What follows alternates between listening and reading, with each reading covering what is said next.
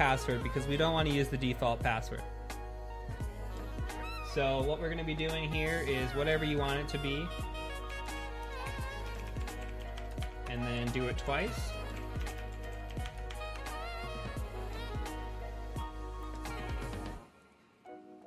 All right, so now we've got our password set and we are good to go.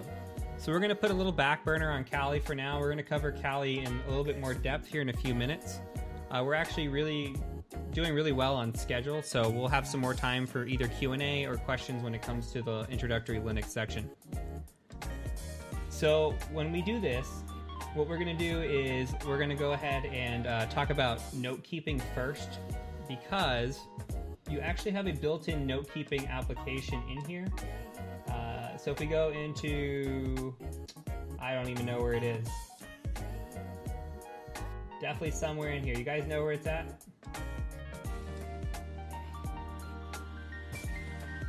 Useful applications, maybe?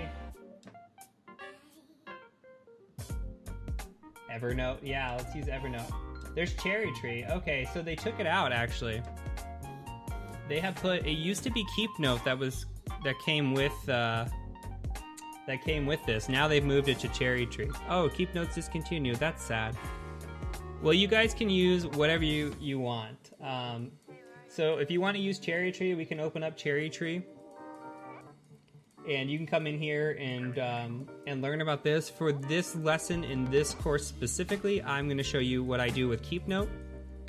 And we're gonna go from there. But I don't like actually keeping my notes inside of my Linux machine. I like keeping my notes on my Windows machine or whatever you're running your VM from. Only because if for some reason your machine crashed or you didn't have a backup or whatever, you lose all your notes, you lose everything. So definitely worth keeping them external. The only reason I want to show KeepNote is because I thought it was in Kali until just now, so joke's on me for not knowing that. But Cherry Tree is a very good alternative. I know some people also use Atom as well, depending on if it works for you or not. But let me go ahead and bring over my KeepNote, and I'm going to show you some examples of how I take notes. So when we're here and we're looking at the notes, I'm starting here with the 0 to hero and how I kind of like to take notes. So if we're doing introductory Linux, I'm going to break this down kind of into sections tonight. And what we can do is, okay, say I want to do introductory Linux, and I'm going to be covering something called navigating the file system. It's how you get around the file system in terminal. If we look through here, there's a bunch of different commands that we're going to be covering. And we can go into here and like click on them, and we'll have notes for each command. That's one way of doing this. So you kind of have topic, subtopic, and then sub-subtopic. Very, very organized. And another way to do that is, okay, I don't want to have all these little they're called children or child categories. Instead, you can just come in and put them in here. So you could say, print working directory, okay, PWD, here's a picture of what that might look like. Or change directory, here's a print, what that might look like. So you kind of just go through. Now, when it actually comes down to things, I'm going to show you my notebooks. So without clicking on anything, because it is confidential information, so I'm taking a course right now, WAPT-X through eLearn Security. You can see that I actually create a folder for the chapter, and then they have subcategories, right? And then they even have lessons inside of those categories. So for data encoding basics, I have something for URL, HTML, base 36, base 64, etc. I break it down to the very specifics, because if I want to search through this and I want to know something right away, I can kind of just come down, drill down into these and find it really easy. We're not looking through any sensitive information. This is all in the syllabus, my friend.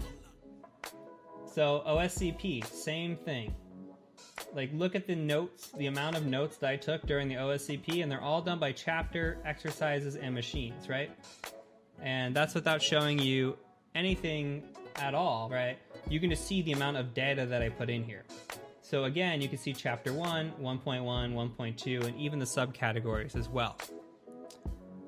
So when we talk about a real client, sometimes if we're if we're going through a real client, and this is kind of an example company, I've kind of blurred it out because I had to take pictures and just show you. But like, so I made this example company. This was an internal assessment that we did. And you come through here and so how I'm taking screenshots. We're actually going to get to that. So when you come through here, same thing, token impersonation. I come through and I say, okay, here's the screenshots that I do. And what you want is you want as much information as possible. Now this here, what you're looking at is actually me doing a rush job. I'm not in here, like on any of these, you don't see me putting in, for a lot of them, like the machine I was on, what time it was at, you know, as much information and detail as you can get possible, the better. What I do with these is when I go back and I sit down and I write my report, I come in here and I say, okay, well, there was LLMNR poisoning. And then what I do is I say, okay, well, let me write that in. And then what I'll do is I'll say, okay, I've written that. So then I put a check mark next to it. I know I wrote it. And then we come down here and we do that for all of them. And then some other things that you want to know is you say, okay, what paths to domain admin did I have?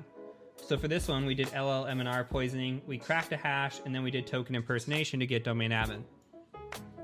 What strong controls did they have? Well, they caught us scanning. They caught us when we created the domain admin account. Just some notes that you have in here, the more detailed the possible. As you can see, there's not a lot of details in here. When you came in here, all I've got is the screenshots, not really a whole lot else. Now, many of you are asking what my screenshotting tool is, and I prefer GreenShot. And I learned today from Kelly that you actually cannot use GreenShot on Linux, so you're on your own for a Linux solution. But if you come out here to GreenShot, it's very nice. All you have to do for me is all I do is hit print screen, and if you guys can see this, you can't, but you basically, I get an arrow here, and I grab it, and I can just select the screen like that, right? And then I can say open an image editor here. Let me drag this over for you guys. So I just took this little screenshot. It zooms in for you. Oh, you can't see, it freezes my screen on my end. Sorry guys. And so some of the nice things that it has, like you come in here and you got effects. Like I like to put a border on my pictures. Okay, automatic border. If I'm running like a black Kali, I can invert the picture and make it white. So like for the reporting and stuff, you don't want a black screen. You actually kind of want white on the background. So if you're taking screenshots of the black background, very nice to have. It's got a highlighting tool. So like I want to point out something specifically on that screenshot. Really nice. It's got obfuscation. So if I wanted to blur out this word here, I could just say, okay, I want to blur that word out. So this tool is really, really handy when you are making your reports. This is called GreenShot, Night of the Ninth Nut. Can't believe I just said that. Anyway, it's called GreenShot. Basically, it just replaces your print screen feature. So instead of, when you hit print screen, it allows you to drag and select. And then if you wanted to actually do a print screen, there's like control print screen or something else that allows you to take a screenshot of the whole screen. Hey, thanks Nate, that's awesome. So it looks like Flameshot works. Yeah, some of you guys have some really good usernames. I'm digging it. Alright, so we are at 8:30. We are a really good schedule, guys. So in terms of notes, like this is really what you want. You want a note, you want to show as much information in like the screenshots that you can. Like if we go back into my keep note and we look back, like you want to see how I highlight it, and I can show that I've captured a hash or whatever, and a lot of times we'll blur this hash out. That way, or if it's cracked, we'll blur the cracked part of the password out. That way if we release a report, nobody knows what the password was. Same thing with like token impersonation. You want as much information as possible in these. So really cool stuff. And that's really it. So just as much detail as you can get as possible, because as a pen tester, you may have to go back and rely on your notes, and your notes are everything. So if you're on an assessment and you're on site and you only have so much time on site, if you didn't take a note or a screenshot or, the right kind of things that you needed, and you go back to write your report and you're going to say, hey, I needed that, well, you're screwed. You either have to go back on site, you have to somehow ask the customer, and they figure out that you messed up somehow one way or another, right? So Good call out on the flame shot. I've never heard of it, but I'll have to check it out. Looks like it's pretty good. Alright, so I'm going to take a quick sip here of my lovely beer, and then we are going to dive right into Linux. So I do recommend that you take notes. If I go too fast, this does have VOD for you guys. I'm going to try to talk slower. The notes are stored in a folder on the desktop or wherever you save it. So they store into a folder and then into subfolders inside that folder. How much time did I spend on notes for the OSCP? I got through the note guide, the lab guide in 7 days. My goal was to get it done in a week. Labs and exercises or whatever, for the most part. There were some of them I couldn't get through that fast. Some of them you had to be in the labs to figure out for a little bit. But that was 7 days of work plus whatever you saw with the machines. Just was kind of as I went. And those were a little bit different. Let me see if I can click in there without revealing too much information. So like if you look, like say this machine, this is well known. Okay, say I had the machine number and the name. I did my scans, my TCP, my UDP. I had the vulnerabilities I found, the exploits I found, the information that I found post-exploit, whether it was network information, valuable information, any hashes or passwords I found, and then proof pictures. So you can see I really organized it out by machine too, because you never know when other things are going to come up. You don't know what machines are talking to other machines.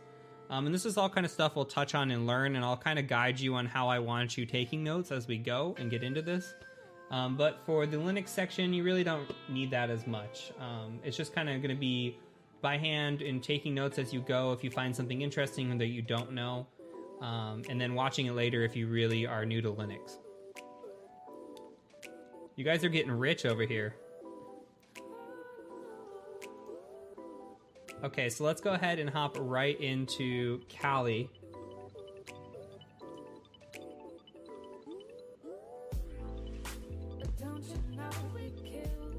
I like VMing on Kali. We have machines that we use, like laptops that we use, just specifically for Kali for work. If you want to go that route, you're more than welcome to go that route. I like having it on a VM for like pen testing, and it's more flexible because there's some things that you want to run in Windows, some things you want to run in Linux. You know, for me, it's about flexibility, but for some people, you know, everything can be done through Kali. So let's log back in.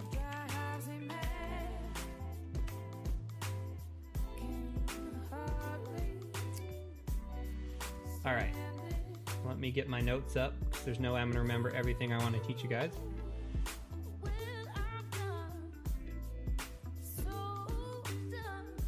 That sounds like a lot of work, Red Finale. I like my distributions because Kali just comes with everything pre-built. I know some people that do that. I just don't like doing that.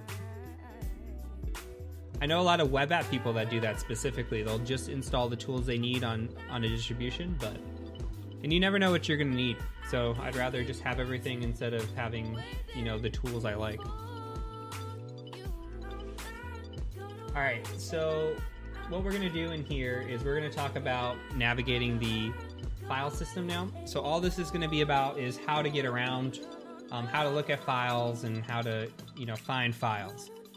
So the first command I'm going to show you is pwd, which stands for print working directory. So what this means is it just says, hey, print where I'm at. What's the location I'm at? You see right now we're in the root folder. Okay, so if we want to move to a folder, we can use that with something called cd, so that's change directory. So if we want to change directory, well, how do we know where we can go? We can hit tab twice and see where we can change to out of this folder, and that'll give us some ideas, right? So, okay, let's say we want to go to desktop. So we say cd desktop. Now if I start just typing in desktop and I try to hit tab to complete, it doesn't work because Linux is actually case sensitive. So we have to type it like that. But you can use tab to complete. See, I have desk, I hit tab, and it auto-completes. So if we hit enter here, you can see now that things have changed into desktop. And actually, let me make this a little bit bigger. Let me see if the plus works. It never does for me. Okay.